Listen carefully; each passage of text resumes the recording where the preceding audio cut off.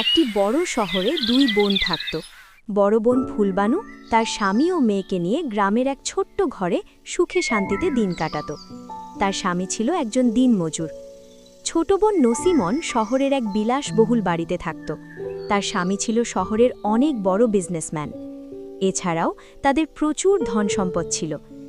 নসিমন তার মেয়ের প্রথম জন্মদিনে একটি বিশাল অনুষ্ঠানের আয়োজন করল। সে তার সব ধনী বন্ধু আর আত্মীয়দের নিমন্ত্রণ করল। সেদিন সকাল থেকে নসিমনের বাড়িতে জমজমাট সাজসজ্জা। দামি গাড়ি আসা যাওয়া করছে আর বিদেশি খাবারের সুগন্ধে চারদিকে মো মো করছে। নসিমনের স্বামী এসে তাকে বলল, নসিমন, অতিথিরা আসতে শুরু করেছে। তুমি কি নিচে যাওয়ার জন্য রেডি? আর তুমি কি তোমার বড় বোন ফুলবানু আপাকে আসতে বলেছ? আমি তো তোমাকে তাকেও দাওয়াত দিতে বলেছিলাম। হ্যাঁ হ্যাঁ, সেও চলে আসবে, তুমি চিন্তা করো না। আর সে অনেক খুশিও হবে। আচ্ছা শোনো, তুমি যাও, তুমি বড় অতিথিদের দেখো, আমি আসছি। এই বলে নসিমন মনে মনে বলতে থাকে, আমি কেন সেই গরিব ফুলবানুকে ডাকতে যাব? আমার পার্টিতে যখন আমার বান্ধবীরা দেখবে আমার গরিব বোন ছেঁড়া পুরনো কাপড় পরে এসেছে, তখন আমার কতটা অপমান হবে। ওরা আসলে তো আমার সব মান সম্মান চলে যাবে। দুপুর গড়িয়ে যেতেই শহরের সব ধনী মহিলারা সেজে গুজে নসিমনের প্রাসাদের দিকে যাচ্ছিল। রাস্তার একটি সরু গলি দিয়ে যাওয়ার সময় তারা ফুলবানুর ছোট ভাঙা কুঁড়ে ঘরটি দেখতে পেলেন। ফুলবানু তখন তাদের বাড়ির সামনের উঠোনে ঝাড়ু দিচ্ছিল। ও ফুলবানু বোন, তুমি এখনো এখানে? তোমার ছোট বোন নসিমনের বাড়িতে আজ এত বড় পার্টি, তার মেয়ের জন্মদিনের পার্টি তো আজ। তা তুমি তো তার খালা, তোমার তো সবার আগে যাওয়া উচিত ছিল। ফুলবানু শুনে চমকে গেল। ও হ্যাঁ হ্যাঁ, আমি জানি, আমি ঘরের কাজগুলো সেরেই যাব। আপনারা যান, আমি একটু পরে আসছি। ঠিক আছে, তাড়াতাড়ি এসো। আমরা শুনেছি নসিমন নাকি দুবাই থেকে স্পেশাল রাঁধুনি এনেছে, আর তাদের পার্টির খাবার নাকি এমন যে সবাই আঙুল চেটে পুটে খাচ্ছে। হ্যাঁ বোন, এটা তো খুবই আনন্দের খবর। আপনারা যান, আমি রেডি হয়ে আসছি। মহিলারা চলে যেতেই ফুলবানুর মুখ ম্লান হয়ে গেল। আমার আপন ছোট বোন, আর সে আমাকে একবার মনেও করল না। হয়তো এতই ব্যস্ত ছিল যে ভুলে গেছে আমার কথা। না হলে এত বড় খুশির দিনে সে কেন আমাকে ডাকবে না? নিশ্চয়ই কাজের চাপে মাথা থেকে বেরিয়ে গেছে। ও প্রকাশ, শুনছো গো? আজ নসিমনের মেয়ের জন্মদিন। ওই মহিলারা বলছিলেন, আমি তো মাসি হয়ে গেছি, আমাদের যাওয়া উচিত। এটা তো খুব ভালো খবর ফুলবানু, কিন্তু সে তো তোমাকে ডাকেনি, তাই না? নিমন্ত্রণ ছাড়া যাওয়া, তাছাড়া তাদের তো অনেক বড় অনুষ্ঠান। আমার এটা ঠিক লাগছে না। তাছাড়া সেখানে গেলে তোমার অপমান হতে পারে। আরে কি যে বলো না তুমি, ও তো আমার ছোট বোন, ওর ভুল হতেই পারে। এত বড় আনন্দের দিনে ও তো নিয়মকানুন দেখতে হয় না। মা, চলো না, আমিও আমার ছোট বোনকে দেখতে যাই। আমি তো ওর বড় আপু। হ্যাঁ গো, আমরা দুজনেই যাই। নসিমন আমাদের দেখে খুব খুশি হবে, তুমি চিন্তা করো না। ঠিক আছে, কিন্তু বেশি দেরি করো না, আমাকে কাজে যেতে হবে। আমি চললাম। এই বলে প্রকাশ কাজে চলে গেল, আর ফুলবানু নিজের হাতে বোনা কম্বল নিয়ে নসিমনের প্রাসাদের দিকে রওনা হল। যেতে যেতে মেয়ে রূপাতে বলল, আমার কাছে সোনা রূপোর কোনো উপহার নেই, কিন্তু এই উলের কম্বল, এটা আমি ভালোবাসা দিয়ে বুনেছিলাম। ভেবেছিলাম বাচ্চার জন্ম হলো দিব, আজ এটাই নিয়ে যাই। হ্যাঁ মা, এই কম্বলটা তো খুব সুন্দর, খালামনির খুব পছন্দ হবে। দেখো। ননসিমনের প্রাসাদ দেখে ফুলবানু দ্বিধাগ্রস্ত হল। হায় রে, এত লোক, সবাই কত দামি পোশাক পরেছে আর দামি উপহার এনেছে, আর আমার কাছে শুধু হাতে বোনা কম্বল। মা, চলো ভিতরে যাই, মাসি অনেক খুশি হবে আমাদেরকে দেখলে। একটু থাম তো বাবা, আমার এখানে কিছুই ভালো লাগছে না। সব মহিলারা ডিজাইনার শাড়ি আর লক্ষ টাকার গহনা পরে এসেছে। ঠিক তখনই নছিমনের চোখ দরজার দিকে গেল। হে উপরওয়ালা, এই ফুলবানু এখানে কিভাবে আসলো? নিমন্ত্রণ করলাম না, তাও চলে আসলো। যদি কেউ জেনে যায় এ আমার বোন, আমার সব মান সম্মান আজ মাটিতে মিশে যাবে। আমাকে এখনই কিছু করতে হবে। শুনুন তো, আমি এক্ষুনি আসছি, আপনি ততক্ষণ অতিথিদের সামলান। আরে, তুমি পার্টির মাঝখান থেকে কোথায় যাচ্ছ আবার? আসলে আমার খুব জরুরি একটা কাজের কথা মনে পড়েছে, 2 মিনিটে আসছি। নসিমন তাড়াতাড়ি উঠে ফুলবানুর দিকে এগিয়ে গেল। অভিনন্দন আমার বোন, ওপারবালা তোমার মেয়ের দীর্ঘ জীবন দিক। আমি খুব খুশি যে আজ খালামণি হলাম। দেখো, কিছু মনে করো না, কিন্তু তোমাকে আমি এই জন্যই ডাকিনি, কারণ এখানে আমার অনেক ব্যবসায়িক বন্ধুরা আছে। যদি তারা তোমার দারিদ্রতার কথা জানতে পারে, তাহলে তারা আমাকে নিয়ে ঠাট্টা করবে। তোমাদের যদি এত আসার ইচ্ছাই হয়, তাহলে কিছু ভালো পোশাক পরে আসতে। আমাকে ক্ষমা করে দে বোন, আমি শুধু তোর খুশিতে সামিল হতে চেয়েছিলাম। আমি আমার প্রিয় ভাগ্নির জন্য হাতে বোনা কম্বল এনেছি, এটা তুই রাখ। আরে, আমার বাচ্চার কাছে আগে থেকেই বিদেশ থেকে আনা কম্বল আর সোনার উপহার আছে। এই পুরনো উলের কম্বলের কি দরকার ছিল? একবার দেখো তো লোকেরা কি কি এনেছে, কত দামি দামি উপহার। আমার অন্য বান্ধবীরা আসছে, যদি তারা তোমাকে দেখে ফেলে, তুমি চলো তাড়াতাড়ি ওই স্টোর রুমের দিকে চলো। নসিমন ফুলবানু ও তার ছেলেকে তাদের স্টোর রুমের দিকে টেনে নিয়ে গেল। এবার শোনো, তোমরা দুজনে এই রুম থেকে একেবারেই বাইরে বেরোবে না। কাউকে বলবে না যে তোমরা আমার আত্মীয়, বুঝেছ? এই পার্টি শেষ হবে আর সবাই খাওয়া দাওয়া শেষ করে চলে যাবে, তখনই তোমরা পিছনের দরজা দিয়ে বেরিয়ে যাবে। এই বলে নসিমন চলে গেল। এদিকে ফুলবানু মেঝেতে বসে কাঁদতে লাগল। মা, তোমার বাবা ঠিকই বলেছিল, আমাদের এখানে নিমন্ত্রণ ছাড়া আসা উচিত হয়নি। হে উপরওয়ালা, আমার আজ খুব বড় ভুল হয়ে গেল। মা, তুমি কেন কাঁদছ? খালামণি আমাদের সাথে এমন করল কেন? সে কি আমাদের তার মেয়েকে দেখতেও দেবে না? কিছুক্ষণ পর নছিমনের দুজন ধনী প্রতিবেশী ভুল করে স্টোর রুমের কাছে এলেন। তোমরা কারা? আর এইখানে চুপচাপ বসে আছো কেন? আমরা তো তোমাকে পার্টিতে কোথাও দেখলাম না। তুমি এখানে একা কেন? কি করছো এখানে তুমি? হ্যাঁ, আমি নসিমনের বোন। কি? তুমি নসিমনের বোন? তোমার অবস্থা দেখে তো তা মনে হয় না। দুই মহিলা এসব বলে জোরে জোরে হাসতে থাকল। তাদের আওয়াজ শুনে নসিমন দৌড়ে এলো।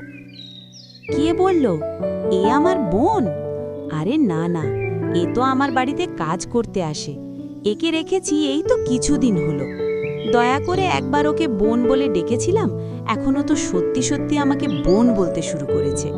নসিমনের কথা শুনে ফুলবানুর চোখে জল এলো। ও, তাহলে এই ব্যাপার। কত বড় সাহস! কাজের লোক হয়ে নিজেকে তোমার বোন বলছে। অবাক ব্যাপার। চলো নসিমন, আমরা যাই এখান থেকে। তাদের সামনে মুখ খোলার সাহস কি করে হলো তোমার? আমি বারণ করেছিলাম না তোমাকে? আসলে তুমি তো ইচ্ছে করে এমন করেছো যাতে আমার অপমান হয়। তুমি তো আমার বোন না, তুমি আমার শত্রু। নছিমন, আমাকে ক্ষমা করে দে। ওরা হঠাৎ করে এসে প্রশ্ন করতে শুরু করলো, আমি ঘাবড়ে গেলাম আর মুখ ফসকে বেরিয়ে গেছে কথাটা। আমি ইচ্ছে করে বলিনি বোন। আবার বোন বলছো তুমি আমায়? মিথ্যে বলছো তুমি, একটুও বিশ্বাস করি না আমি তোমাকে। ইচ্ছে করে বলেছ তুমি। আমার মেয়ের বিশেষ দিনটা নষ্ট করে দিলে তুমি। এখান থেকে চলে যাও এক্ষুনি, তোমার মুখ আর কখনোই দেখাবে না। কিছুক্ষণ পর নছিমনের দরজায় আবার কড়া নাড়ার শব্দ হলো। নছিমন বিরক্ত হয়ে বাইরে গিয়ে দেখল উঠোনে একজন বয়স্ক ভিক্ষুক দাঁড়িয়ে আছে। মা, আমি অনেক দূর থেকে আসছি, তুমি আমাকে একটু জল দিতে পারো? আমার খুব পিপাসা পেয়েছে। আরে বের হও এখান থেকে, ভিক্ষা চাইতে চলে এসেছে, অন্য কোথাও যাও। নছিমন তাকে তাড়িয়ে দিল। ভিক্ষুক হাঁটতে হাঁটতে গ্রামের কাছে পৌঁছালো। ঠিক সেই সময় ফুলবানু ও তার মেয়েকে নিয়ে কাঁদতে কাঁদতে যাচ্ছিল। মা, আমাকে একটু সাহায্য করো, আমার খুব পিপাসা পেয়েছে, গলা শুকিয়ে যাচ্ছে। হ্যাঁ বাবা, নিশ্চয়ই। আমার বাড়ি তো এখান থেকে খানিকটা দূরে। আপনি একটু দাঁড়ান, এখানে একটা কুয়ো আছে, আমি সেখান থেকে ঠান্ডা জল নিয়ে আসছি। রূপা, তুমি বাড়িতে যাও, আমি বাবাকে জল খাইয়ে আসছি। বাবা, আপনি গাছের নিচে বিশ্রাম করুন। ফুলবানু কুয়ো থেকে জল নিয়ে এলো। নিন বাবা, জল পান করুন।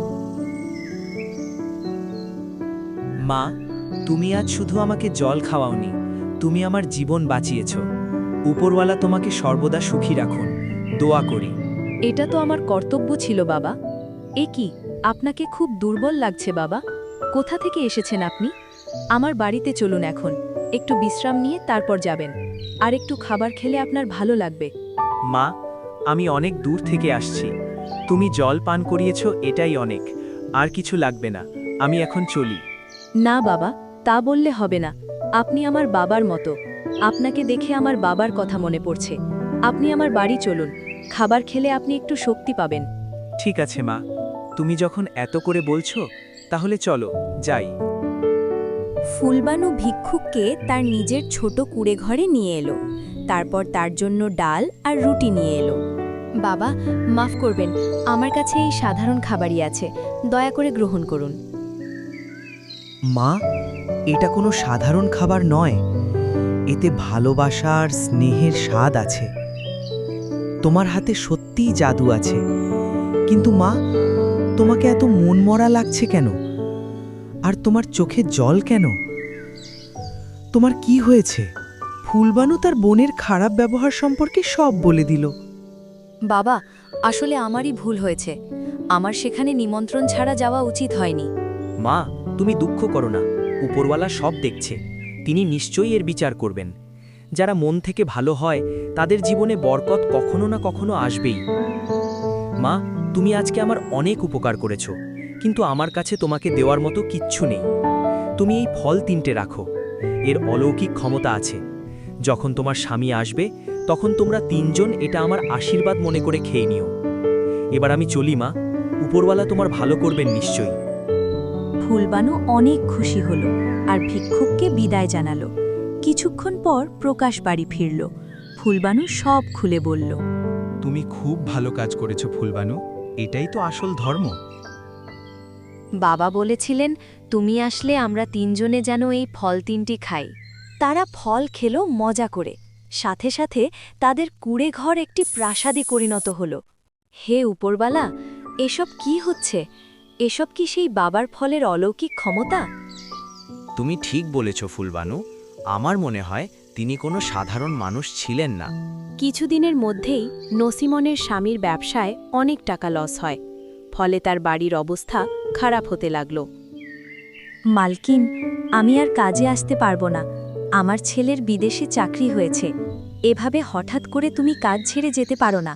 আমি একা একা কি করে এত বড় বাড়ি আর বাচ্চাকে সামলাবো? নসিমন ঘরের কাজ করে ক্লান্ত হয়ে পড়ল। হে উপরবালা, আমি কি করি? আমার ফুলবানুকে ডাকা উচিত। তাকে টাকা দিয়ে আমি সব কাজ করিয়ে নিতে পারি। পরের দিন সকালে নসিমন ফুলবানুকে খুঁজতে তার গ্রামে পৌঁছালো। কিন্তু সেখানে তার কুঁড়ে ঘরের জায়গায় একটি বিশাল প্রাসাদ দেখে সে অবাক হল। ফুলবানুর কুঁড়ে ঘরটি কোথায় গেল? এই বিশাল প্রাসাদটি কার? নসিমন দ্রুত ভেতরে গিয়ে ফুলবানুকে দেখতে পেল। আরে ফুলবানু, তুই এখানে কি করছিস? আর এত বড় প্রাসাদটি কার?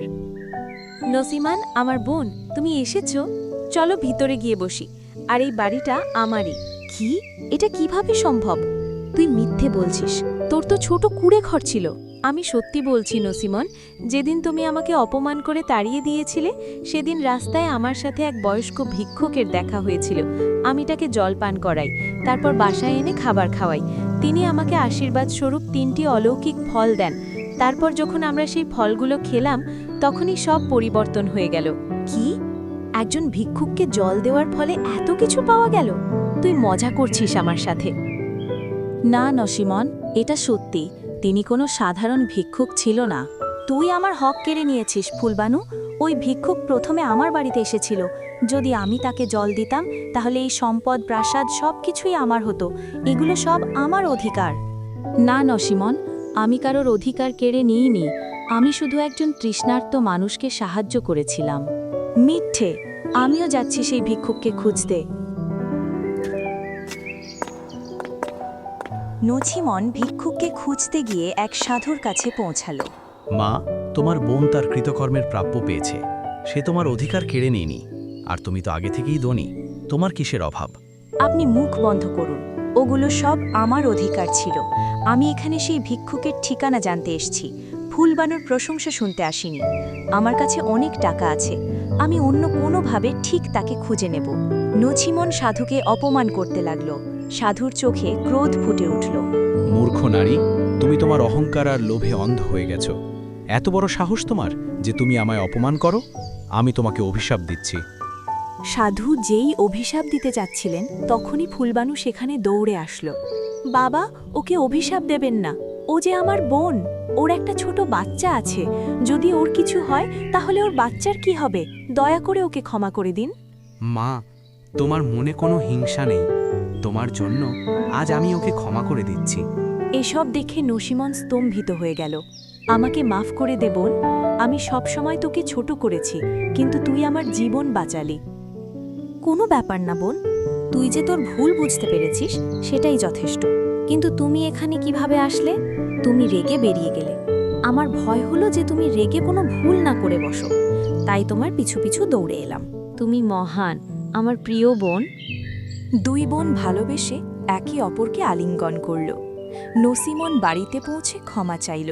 আপা, দুলাভাই, আমাকে ক্ষমা করে দিন, আমি আমার সব ভুলের জন্য মন থেকে লজ্জিত। আমরা তোমাকে ক্ষমা করে দিয়েছি নসিমন, এখন আমরা সুখে শান্তিতে সবাই মিলেমিশে থাকব।